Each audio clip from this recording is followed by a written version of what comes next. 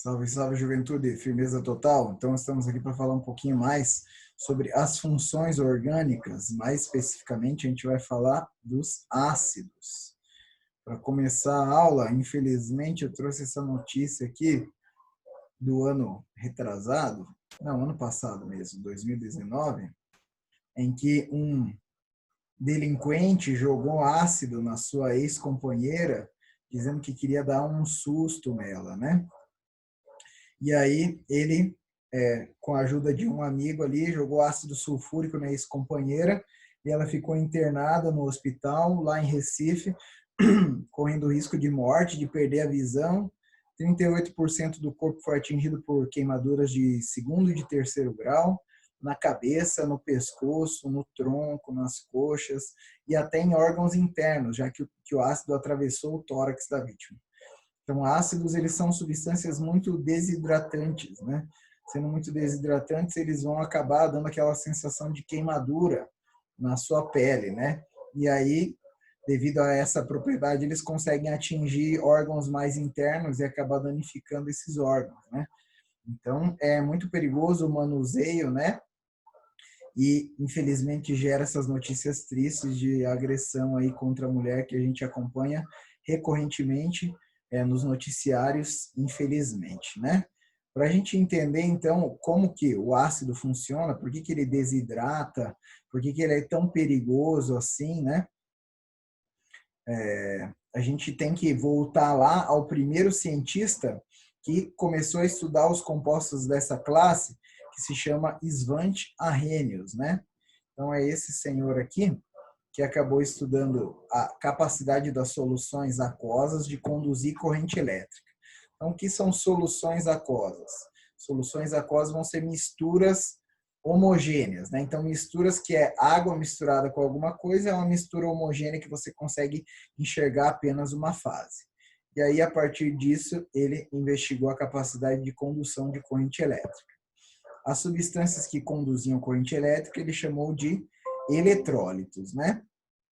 E aí, ele dizia que essa condução de corrente elétrica era devido à capacidade dessas substâncias de se transformarem em espécies químicas carregadas, ou seja, em cátions e ânions, né? Então, espécie química de carga positiva, como é o cátion, ou espécie química de carga negativa, como é o ânion, né? E aí ele criou um índice a partir do qual você conseguiria determinar a quantidade de partículas ionizadas e a partir dessa quantidade de partículas ionizadas seria possível determinar a condução de corrente elétrica.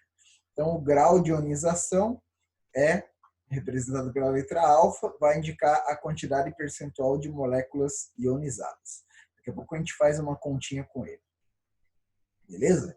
Só para a gente definir, então, bem o que são os ácidos, segundo a definição de Arrhenius, foi o primeiro cientista que definiu essa classe de compostos. Então, ele, segundo a sua teoria, classificou os ácidos como todas as substâncias que, em solução aquosa, vão liberar o íon hidrônio, o íon H+. Beleza? Então, o íon hidrônio, que é o íon H+, vai estar sempre no começo da fórmula do ácido. Então, um macete para você identificar um ácido só pela fórmula começa com H. Então, se começou com H e não for a água, né, que é H2O, a água pode ser um ácido ou pode ser uma base, também depende da companhia dela, né? A água vai ter esse caráter anfifílico. Mas se for uma outra substância que não é a água e a fórmula começa com H, ela vai ser um ácido, beleza? Então, a gente tem no nosso cotidiano aí muitos ácidos, né? Por exemplo, o ácido fórmico vai estar presente ali na estrutura do esqueleto dos insetos, vai dar um sabor azedo. Se um dia você for experimentar um inseto, ao comer ele, você vai sentir o sabor azedo, e esse sabor azedo é devido ao ácido fórmico que está presente na estrutura do esqueleto dele, né? Temos também alguns que são mais comuns, né, de consumirmos, né, que é o ácido cítrico, por exemplo, lá presente em todas as frutas cítricas, né, como a laranja, como o limão. Ácido tartárico, aqui também presente nas uvas verdes, que tem aquele sabor um pouquinho mais azedo, né? O ácido acético, que é o principal componente do vinagre, dá aquele cheiro característico do vinagre, né? E isso que, pela legislação brasileira, o ácido acético só pode estar no máximo 7% em concentração ali em um vinagre, né? Numa solução de vinagre, né? Então, só 7% ele já dá aquele cheiro tão forte, né? Se ele for muito mais concentrado, ele vai se tornar tóxico, então podendo danificar ali tanto o nosso paladar quanto o nosso olfato, né? Ácido málico também é muito bom para o nosso metabolismo, principalmente para evitar a formação de pedras, né? Tanto na nossa vesícula quanto no nosso rim, ele vai ser importante com essa função. Ele está presente na maçã, por isso é muito bom a gente comer maçã. Ele é um ácido fraco, né? Então ele não vai ter aquela propriedade desidratante tão insinuante assim, né? Como os ácidos mais fortes têm, e ele vai causar esse efeito aí tão bom no nosso organismo. E o ácido fosfórico também está presente nos refrigerantes, né? Por isso que quem toma muito refrigerante, tem um problema de osteoporose, né? Que seria a reação do ácido fosfórico com o cálcio que a pessoa possui nos ossos. E isso vai ocasionar a descalcificação dos ossos da pessoa. E aí, devido a esse processo, a pessoa vai ficar com ossos mais fracos, né? E aí tendo o risco de possuir osteoporose. Beleza? Então, só para a gente entender como que o Arrhenius fazia esse cálculo aqui do grau de ionização, né? Como a gente falou ali, o ácido ele sempre começa com H na sua fórmula, né? Então vamos pegar um ácido bem simples aqui. HCl. Esse é o ácido clorídrico. Ele está presente lá no nosso suco gástrico e ele vai ser responsável pela digestão das nossas proteínas. Ele ativa uma enzima que vai ajudar ali o nosso corpo a quebrar as moléculas de proteína em moléculas menores, possibilitando uma absorção mais simples pelo nosso organismo dos nutrientes, né? Então, HCl, você colocou ele em água ali, ele vai se ionizar, ou seja, vai separar o H do resto. Então, ele vai se separar em H+, e em Cl-.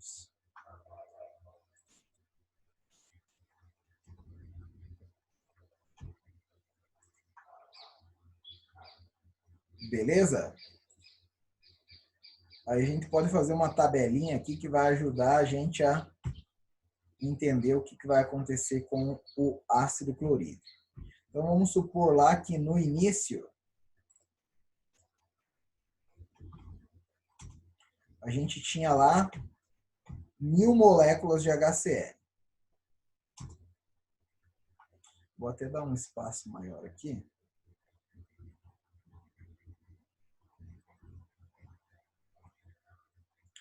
Beleza, ficou bom. Então, no início a gente tinha lá 1000 moléculas de HCl. Vamos considerar que a gente não tinha nada de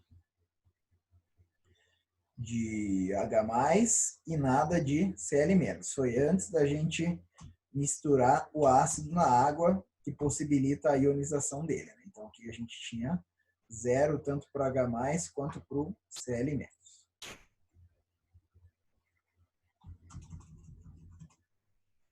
Beleza? Aí vai acontecer a ionização.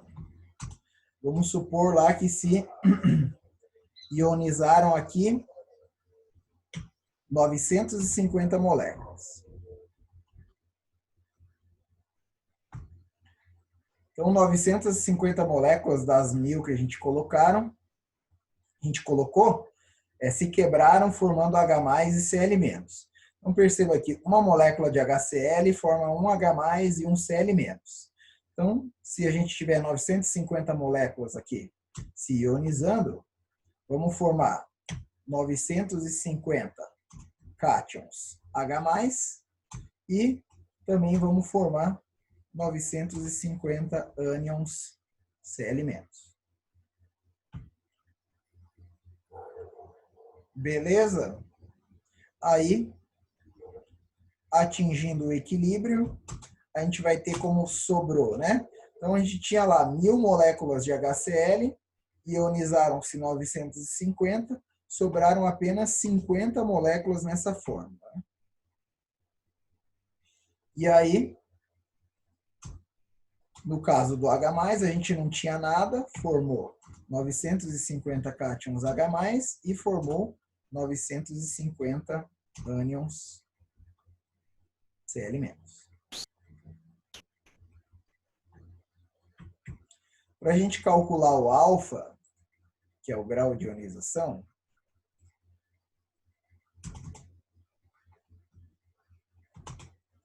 ele vai ser igual a o número de moléculas ionizadas dividido pelo total. Então, o total é o que estava lá no início. E quanto ionizou, a gente tem aqui também. Então, o nosso alfa seria 950, que foi o número de moléculas ionizadas, dividido por 1000, que é o total.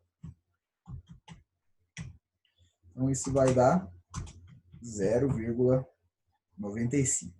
Ou, se a gente quiser deixar em porcentagem, 95%. Então, o HCl vai ionizar 95% das suas moléculas, sendo assim, vai ter muitos cátions e ânions presentes na solução.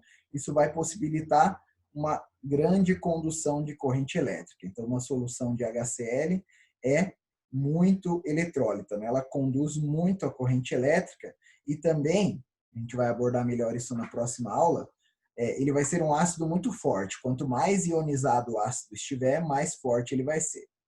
Então, alfa aqui, como deu 95% para HCl, ele vai ser um ácido bem forte. Beleza? Vamos pegar agora aqui um outro ácido, um ácido não tão forte assim. Vamos falar do ácido fosfórico, já que a gente citou que ele está no refrigerante.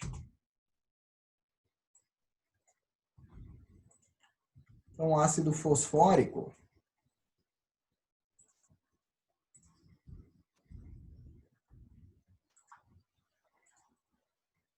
vai se ionizar, né? Separando o H+ do resto. Então, ele tem 3 Hs. Vai formar 3 H+, mais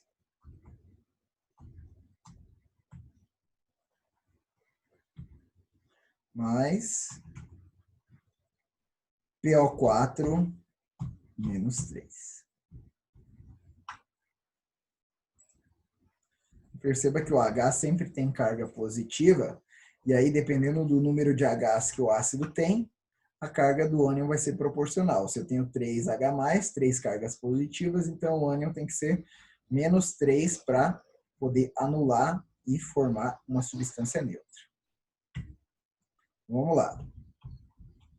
No início, então agora aqui eu vou colocar 100 moléculas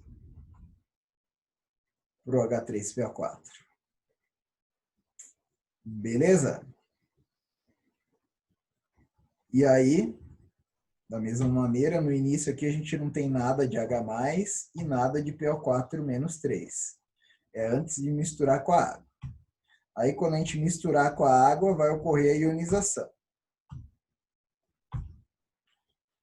Então, a gente vai supor aqui que ionizou 40 moléculas. Ionizando 40 moléculas, aqui perceba que a gente vai formar 3 vezes, né? Cada um ácido fosfórico que se ioniza forma 3 H+. Então, se ionizaram 40 moléculas de H3PO4, formaram 120 cátions H+. Beleza? Já cada H3PO4 só forma um PO4, né? Se não tem nada é porque é um aqui na frente. Então, um valor igual. Vamos formar 40 ânions PO4-3. Depois, no equilíbrio, a gente vai ter, tinha 100 moléculas, 40 se ionizaram, sobraram 60 sem se ionizar. Aqui a gente fica com 120 cátions, que não tinha nada no começo e formou 120 cátions. E aqui também não tinha nada no começo, formou 40 ânions. Então perceba que os produtos estão sendo formados, por isso eu somo o que eu tinha no início ao que foi ionizado, né? E no reagente ele está sendo consumido, né? Ele está sendo quebrado. Então eu pego o que eu tinha no início e subtraio o que ionizou. Então o alfa aqui, para a gente calcular, mesmo esquema. Número de moléculas ionizadas, 40, dividido pelo número de moléculas totais, 100. Isso vai dar 0,4, que é a mesma coisa que 40%. Então, abaixo de 50%, a gente já considera um ácido moderado, um ácido não tão forte, que é o caso do H3PO4. Não vai conduzir a corrente elétrica tão bem quanto uma solução de HCl e nem vai ser tão forte, tão desidratante assim. Beleza? Quanto mais ele formar íons, mais ele interage com a água, maior vai ser a capacidade de desidratação dele, consequentemente maior força e maior sensação de queimadura ao entrar em contato com a pele. Beleza, pessoal? Então, a aula de hoje a gente encerra por aqui. Na próxima a gente vê classificações para os ácidos. Beleza? Um abração, até mais.